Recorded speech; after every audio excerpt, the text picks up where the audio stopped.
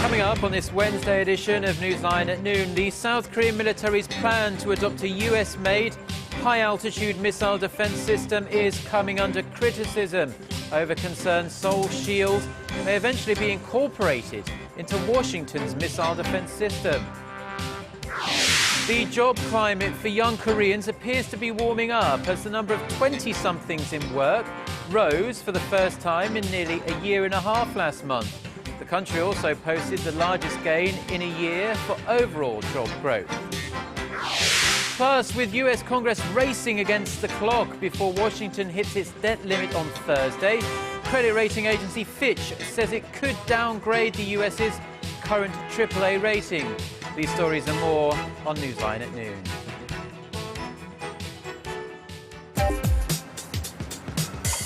Where's the best place for bibimbap? Les Jeux Olympiques d'hiver se dérouleront-ils à Pyeongchang? هل أنتم حقاً سابع أكبر مصدر في العالم؟ この歌手は誰ですか？你好，最近哪部电视剧的人气最旺？ Korea is attracting interest from around the world. The more you know, the more you want to know. Dynamic Korea.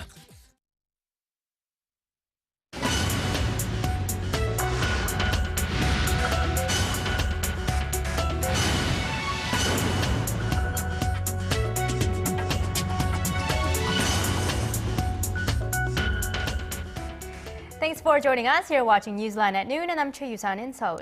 Very good to have you with us. I'm Mark Broom. The South Korean military is looking to adopt a US-made missile defense system to strengthen its deterrence against North Korean attacks. But as the plan takes shape, it's becoming more apparent that it could be the target of criticism.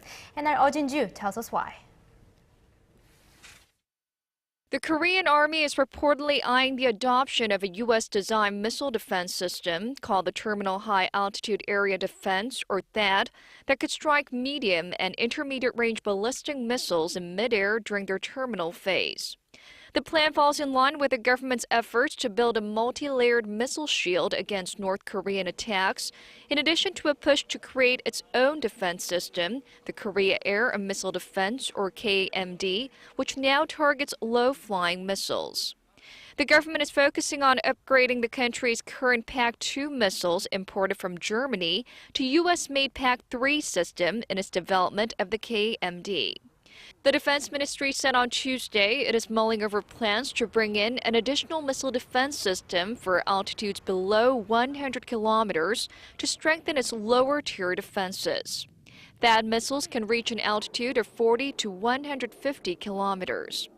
However, the plan is likely going to be met with criticism by those who believe that South Korea may eventually join Washington's missile defense system, since THAAD is a key part of it. There has been speculation that the U.S., as part of a strategic rebalance toward Asia, wants Seoul to become part of its regional defense system in return for the postponement in the scheduled transfer of wartime operational control to South Korea in 2015. The cost of adopting the system is another problem. The ministry currently plans to bring in 2 THAAD systems, which would come with a price tag of more than 2 trillion won, or $1.9 billion US. Oh Jin-ju, Arirang News. South Korea's top nuclear envoy has warned that North Korea is ready to conduct another nuclear test as it has the capability to do so. At a forum in Seoul on Tuesday, Cho Tae-yong said there were signs the North has reactivated its 5-megawatt reactor at the Yongbyon nuclear facility, and construction was underway for a small-scale light water reactor. Cho then said the Kim Jong-un regime's openness about its nuclear ambitions has forced its biggest ally, China, to turn its back, and Beijing would likely stop giving preferential treatment to the regime. Saying no tangible outcome could be expected even if the six-party talks were to resume at this juncture, the envoy added Seoul and Washington agree urging Beijing to persuade Pyongyang to denuclearize is a more effective strategy. photos of two North Korean cargo planes landing in Moscow have shown Pyongyang repainted 3 civilian jets with camouflage coloring for its Victory Day celebration in July, likely to exaggerate its Air Force capabilities to the international community. NK News, an independent media outlet based in the U.S., reports close-ups of the 3 military cargo planes seen flying over Kim Il-sung Square this July were in fact borrowed from the North's flagship Air Koryo and temporarily repainted. The report says close-up shots of the tail section show visible remnants of green and beige paint, which is the same coloring seen on the 3 military cargo planes involved in the July 27th Victory Day celebrations. The mother of Kenneth Baes, the Korean-American who has been detained in North Korea for almost a full year now, has spoken for the first time since being allowed to visit her son. Bae Myung-hee said she was able to see her son 3 times during her recent stay in Pyongyang and was happy to report his health was improving. She added that she is now actually more anxious than ever to bring her son home and that it broke her heart to leave him behind. Kenneth Baes was sentenced to 15 years in a North Korean labor camp earlier this year for what the regime called hostile acts. He's reportedly suffering from a number of health issues, including diabetes, high blood pressure and back problems. South Korea's top North Korea policymaker says Seoul is considering a German model for reuniting families separated since the Korean War. Our Unification Ministry correspondent Hwang Sang-hee explains how Germany's program could be applied in solving one of the most urgent humanitarian issues between the two Koreas. Addressing lawmakers on Tuesday, South Korean Unification Minister Ru Gil-jae said the government was reviewing Germany's Freikauf program for reuniting thousands of families separated since the Korean War in the 1950s. Freikauf, which literally means buying freedom in German, refers to West Germany's repatriation method of offering money or goods to bring back political prisoners from the East. Between 1963 and 1989, West Germany brought more than 33,000 political prisoners over the border by paying around $51,000 per person. The process was highly confidential, with the church instead of the West German government leading the negotiations. While it sounds like an appealing idea, experts doubt the model could successfully be applied to the two Koreas. For one, the South Korean government may not be able to afford the German method, should the North demand an outrageously large amount of money per person. Plus, even if money wasn't an issue, it would be hard to win public support as many South Koreans are against supporting the North economically due to their ongoing nuclear tests and belligerent behavior. A planned family reunion between the two Koreas last month was called off by the North, crushing the hopes of many aging family members. With most of the victims over the age of 80, experts say it's important to approach the issue in a humanitarian way. Hwang Sang-hee, Arirang News. Turning to some positive economic news, the nation's job market is picking up speed, registering the biggest job growth in a year in September and the first increase in almost a year and a half in the employment rate for people in their 20s. Our Kim Min-ji has the details. Job creation accelerated last month when the employment rate for people in their 20s grew for the first time in 17 months. Statistics Korea said Wednesday that more than 25 million were employed in September, up more than 460,000 from the previous year. The September jobs numbers also reflect the largest gain in 12 months, when more than 680,000 new positions were added to the economy. The employment rate for people between the ages of 15 and 64 edged up 0.5 percentage points to 65% in September, a healthy figure by international standards, but still below the current administration's target of 70%. The agency said that a rise in regular or salaried workers and a decline in the number of self-employed people had helped boost job creation by more than 400,000 jobs per month for 2 straight months. By sector, the health and social welfare services added the most jobs at over 172,000 in September from a year earlier, followed by the accommodations and restaurant businesses. The nation's jobless rate also held steady at 2.7% in September from the previous year. In particular, the number of new jobs for people in their 20s was 32,000, which represents the first growth since April last year. Despite the added jobs, however, labor market conditions remain sluggish for the youth group. The jobless rate for people aged 15 to 29 stood at 7.7% in September, up from 6.7% a year ago and 7.6% in August. The data reflects signs of steady recovery in the nation's economy. The Korean economy grew 1.1% in the second quarter of this year from the previous quarter, rising above 1% for the first time in more than 2 years. Kim Min-ji, Arirang News. Earlier today, the Parliament's Finance Committee launched its inspection of the Finance Ministry in the administrative city of Sejong, south of Seoul. One opposition lawmakers accused the government of not being serious about fulfilling President Park Geun-hye's major campaign pledges based on an analysis of the government budget for next year. Ruling party lawmakers, too, said the government should offer a more detailed plan for how it intends to raise the necessary revenue to fund the president's welfare pledges. Lawmakers also raised concerns about the nation's sovereign debt, which is expected to surpass $900 billion this year for the first time. Lawmakers demanded the finance ministry come up with ways to keep state-owned public corporations in check and make their management more transparent. Korea's 10 public enterprises with the highest liabilities will have to pay a staggering 60 trillion won or $56 billion in interest payments alone over the next 5 years.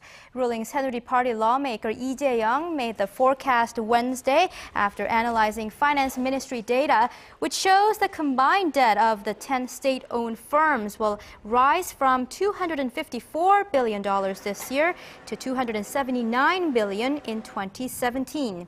Although it's impossible to forecast future rates, Lee based his projection on the current average interest rate of 4.3%. Korea Land and Housing Corporation topped the list, accounting for 40% of the total debt, with $104 billion this year, followed by Korea Electric Power Corporation and Korea Gas Corporation. President Park Geun-hye has proposed 3 ways to overcome the current energy challenges facing the world, which he called the energy trilemma. Speaking at a special session of the World Energy Congress in Korea's southeastern city of Daegu on Wednesday, President Park called for a new system in which energy-producing and consuming countries could cooperate to create a stable energy market and carry out joint projects for resources development. She emphasized the importance of investing more in developing new energy technology such as smart grid, LED and eco-friendly cars to minimize the negative impact on the environment and also to boost job creation. President Park said countries should revise their current energy policies and regulations at a time when the focus is being shifted to clean and safe energy. 9 people have been confirmed dead and 2 are still missing after a Panama flag cargo ship sunk in waters off Korea's southeastern port city of Pohang late Tuesday. Korea's Coast Guard officials say high waves and strong winds hampered rescue efforts, but 8 of the 19 crew members were rescued early Wednesday. 1 Vietnamese and 18 Chinese nationals were on board the vessel. The identities of the dead and rescued crew members have not yet been confirmed. Officials say they believe the 8,000-ton ship was set adrift in choppy waters as it was not anchored properly to the ocean floor near the Pohang port. There are also concerns the vessel, which was carrying over 100 tons of oil and diesel, could be spewing its load into the sea.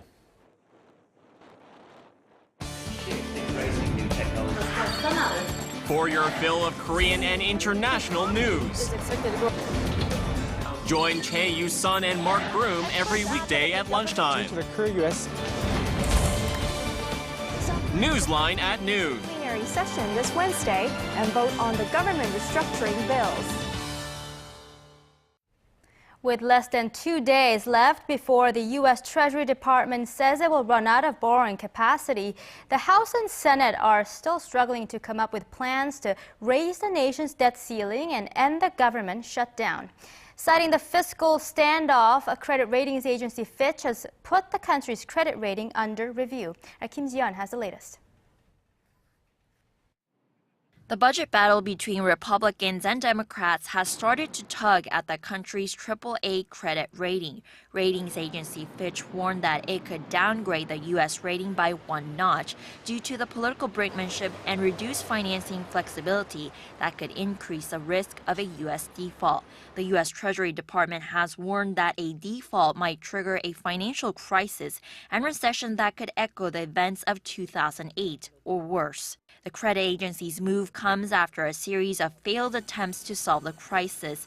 Senate Democrats called off 2 proposals advanced by the Republican-controlled House of Representatives ahead of the Thursday deadline.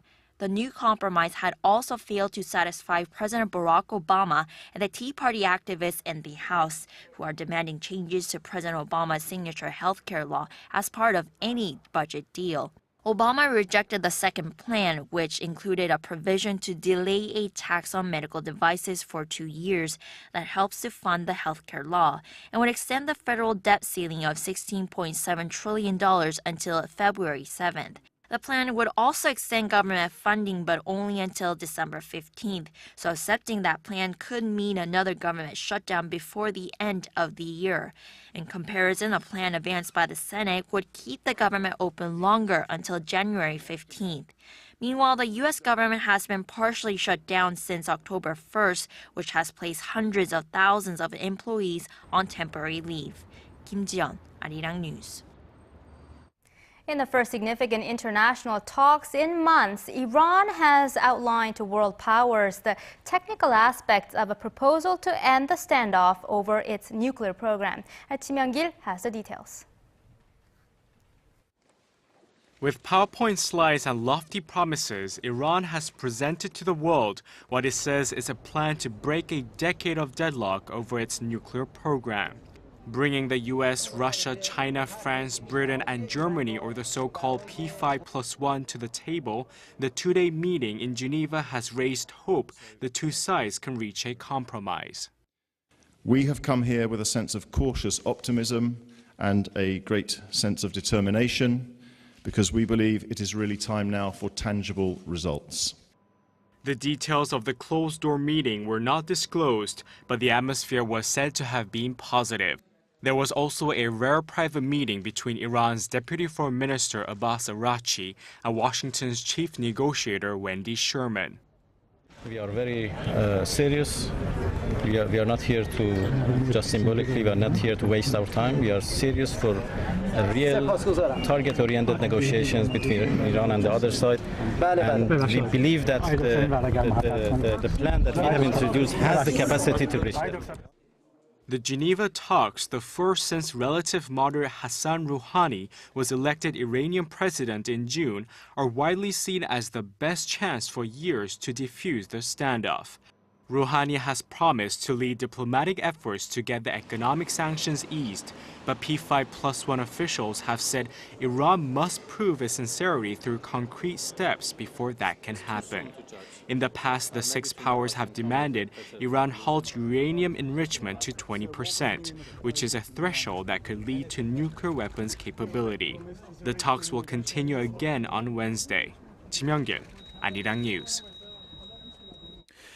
Typhoon Yufei, the strongest typhoon Japan has seen in a decade, has slammed into the northeast of the country, lashing the area with torrential rain and strong winds. And we're getting early reports that suggest at least 8 people have died. And focus is also shifting to how this storm could potentially whip through the region worst affected by Japan's nuclear crisis. For the latest, we turn to our Handan.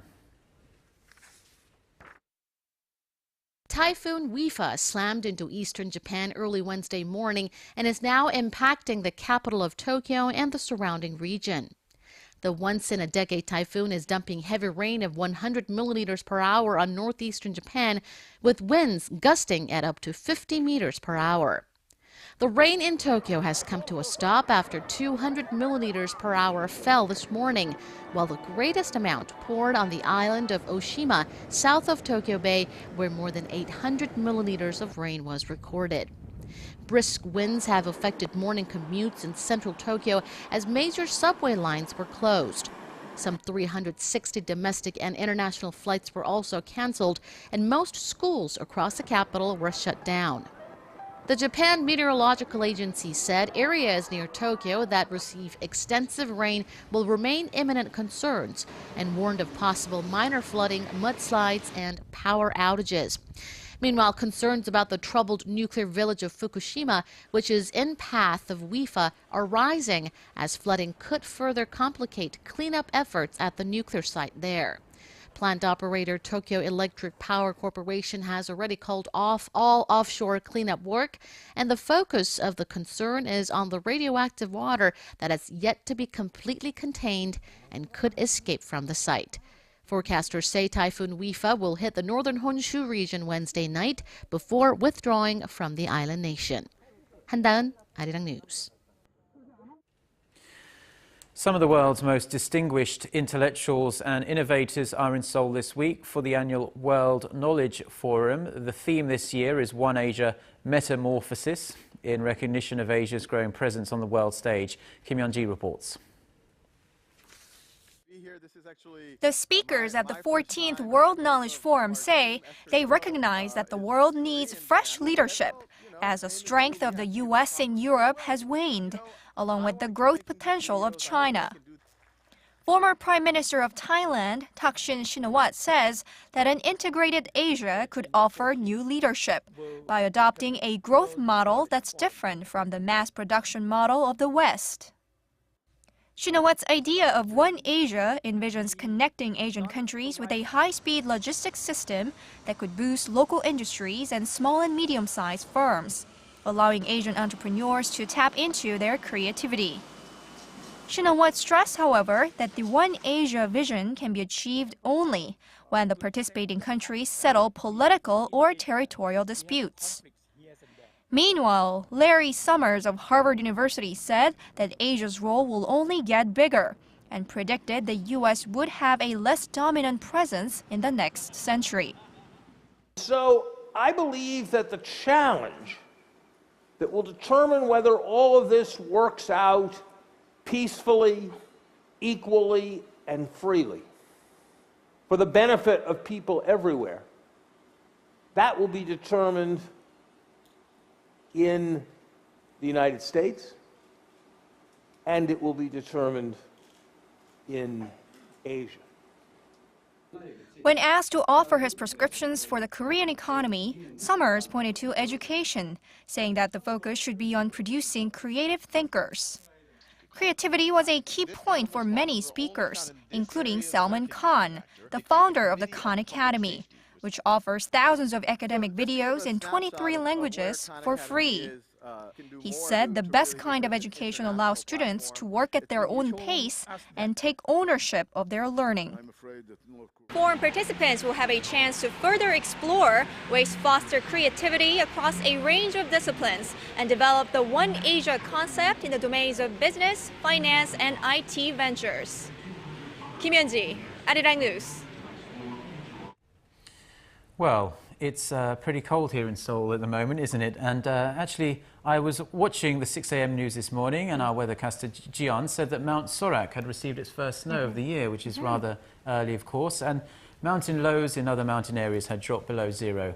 And like I said, here in Seoul, it does feel much colder. But let's go over for a checkup on the weather with our weathercaster Lee Ji-yeon, who's standing by. Good afternoon to you, Ji-yeon. Good afternoon, guys. Now, we are entering late autumn, but we'll still have some beautiful weather for the next couple of weeks. Only a couple of more weeks? Well, I see a lot of people getting sick nowadays, which I think is because of the sudden drop in temperatures. Right, and I think the best way to prevent that is to take good care of yourself by dressing warmly and eating well. Also, you could try some of fresh fruits like apples and pears for a snack. Apples, pears have selected as superfood of the month, which tells us not only those are tasty, but also packed with nutrition. Now, this morning we woke up to the coolest day of the season, and the afternoon highs are only getting up to 17 to 18 degrees nationwide. So it's gonna be a chilly day, but will be bright and sunny with a few clouds passing by. Now, we'll continue to see sunny skies tomorrow with slightly higher afternoon highs, but the mornings will be even cooler than today. In fact, the morning lows will stay in the single digits until Saturday, but the daily low will likely remain near 10 degrees Celsius in the central region from now on. So again, let's take a good care of ourselves not to get sick. Well, we're having one of the coolest day of the season today, so let's take a look at the readings for today. The afternoon high in Seoul and Daegu will get up to 17 degrees Celsius, which is 63 degrees in Fahrenheit, and Gwangju and Busan will rise to 18 degrees with lots of sunshine. Now, Jeju should be topping out at 18 as well, with a few clouds passing by, and Daejeon will rise to 17. Now, that's all for Korea, and here's the global forecast for viewers around the world.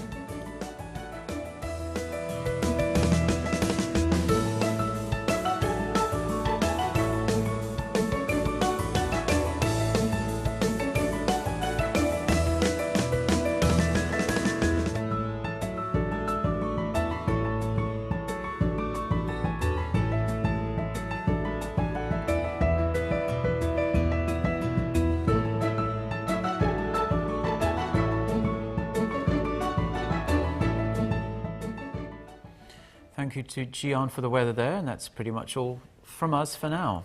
And join us tomorrow at the same time right here on Newsline at noon.